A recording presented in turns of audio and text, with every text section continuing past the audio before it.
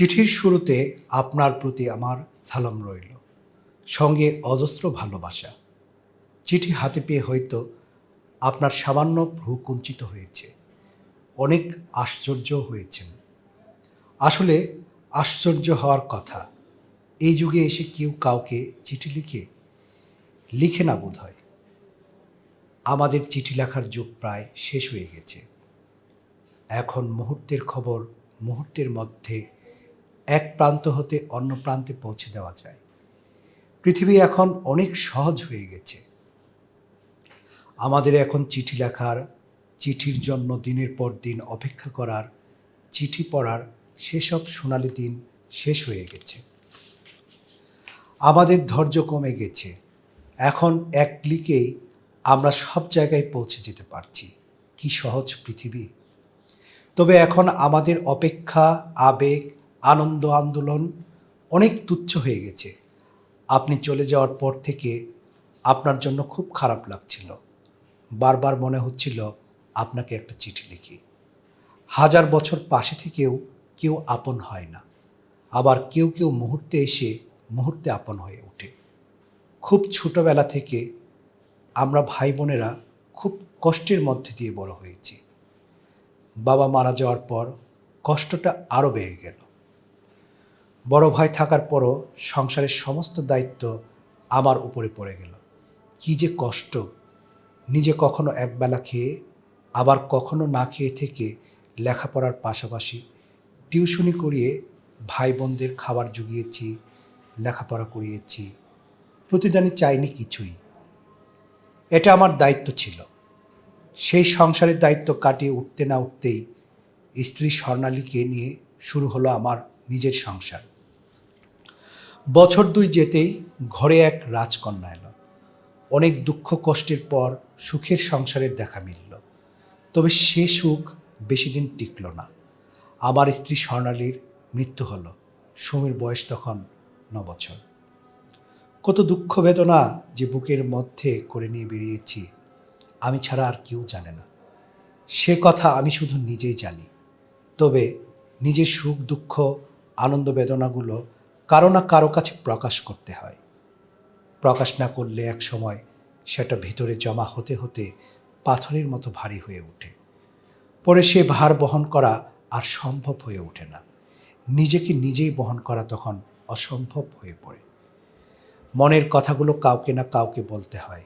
বলার জন্য একজনকে পাশে থাকতে হয়। জীবন নিয়ে আমার কোনো রকম বিন্দুমাত্র আক্ষেপ নেই। মাতৃহারা মেয়েটাকে আমি কখনো তার মার স্নেহের অভাব বুঝতে দেইনি। নিজ হাতে গোসল করিয়েছি, ভাত খাইয়ে দিয়েছি, চুলে তেল দিয়েছি, বেনি করে দিয়েছি, স্কুলে নিয়ে গিয়েছি, ঘুম পাড়িয়েছি। তারপরও একটা শূন্যতা থাকে। মাতৃস্নেহের অভাব কেউ পূরণ করতে পারে না। আপনাকে আমি বলেছিলাম আমার দায়িত্ব শেষ। আসলে পৃথিবীতে দায়িত্ব কখনো শেষ হয় না, দায়িত্ব আরও বেড়ে যায়। আহসান অনেক ভালো একজন ছেলে। তার সঙ্গে আমার পরিচয় হবার পর থেকে আমি তার মধ্যে যে বোধ দেখেছি, সুমির জন্য আমি তাকে উপযুক্ত মনে করেছি। মানুষ কখনো টাকার অভাবে, খাদ্যর অভাবে সংকীর্ণ হয় না। মানুষ সংকীর্ণ হয় তার চিন্তার আকাশ সংকীর্ণ হলে। তাদের দুজনকে আমি পাশাপাশি দাঁড় করিয়ে দেখেছি। তাদের দুজনেরই চিন্তার আকাশ অনেক বড়। আপনার উপস্থিতিতে তাদের বিয়ের দিনটা আরও উজ্জ্বল হয়ে উঠত, দ্যুতি ছড়িয়ে যেত। আহসান আপনার অপেক্ষা করতে চেয়েছিল, কিন্তু অপেক্ষা আমার পক্ষে সম্ভব ছিল না। অনেক অসম্ভব হয়ে উঠেছিল। তড়িঘড়ি করে বিয়েটা দিতে হলো। সে কথা বোধহয় আপনাকে না বললেই চলতো। আপনার মতো একজন জ্ঞানী মানুষ, আপনি এক সময় না এক সময় বিষয়টা বুঝে উঠতে পারতেন।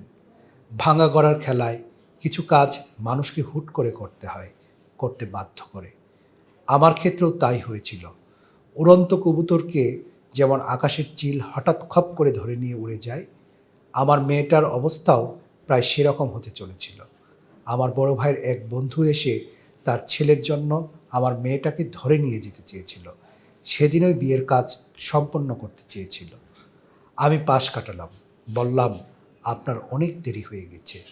আমার মেয়ের বিবাহ ঠিক হয়ে আছে, আজ রাতেই তার বিয়ে। এখন আর আমার কিছু করার নেই। আংটি পরানো হয়ে গেছে। যে ধন তিলে তিলে বড় করেছি, তার ভেতরে বোধ জাগিয়েছি, সে ধন কি দেওয়া যায় যার তার হাতে তুলে?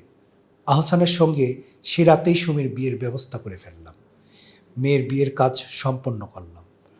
আপনার সঙ্গে আমি যে অন্যায় করেছি তার জন্য আমি আপনার কাছে অকপটে ক্ষমা চাই। দিন শেষে সব মানুষই একজন পৃষ্ঠপোষক খোঁজেন, পথের ভিখারিও খুঁজেন, বাচ্চাও খুঁজেন। সবারই একজন পৃষ্ঠপোষক দরকার হয়। ভালোবাসার জন্য দরকার হয়, সান্ত্বনার জন্য দরকার হয়, মাথায় হাত রেখে পাশে দাঁড়িয়ে সাহস জোগানোর জন্য দরকার হয়। সবাই চায় কেউ একজন সব সময় তার মাথার উপর ছাতা হয়ে থাকুক। সবারই একজন পৃষ্ঠপোষক দরকার হয়। সময় দ্রুত চলে যাচ্ছে। একদিন যখন আমি থাকবো না, তখন এদের দুজনেরই একজন পৃষ্ঠপোষকের দরকার হবে। কখনো আনন্দ আহ্লাদে, আবার কখনো অসহায় হয়ে। আমার অনুপস্থিতিতে দয়া করে এদের দুজনকে আপনি নিজ সন্তান স্নেহে আগলে রাখবেন। আপনার কাছে এই আমার বিনীত অনুরোধ। কন্যাকে আমি যেমন স্নেহ করেছি, তেমন শাসনও করেছি। একজন মা বাবা হারা, আরেকজন মা হারা সন্তান, এদের দুজনের প্রতি আমার অগাধ বিশ্বাস।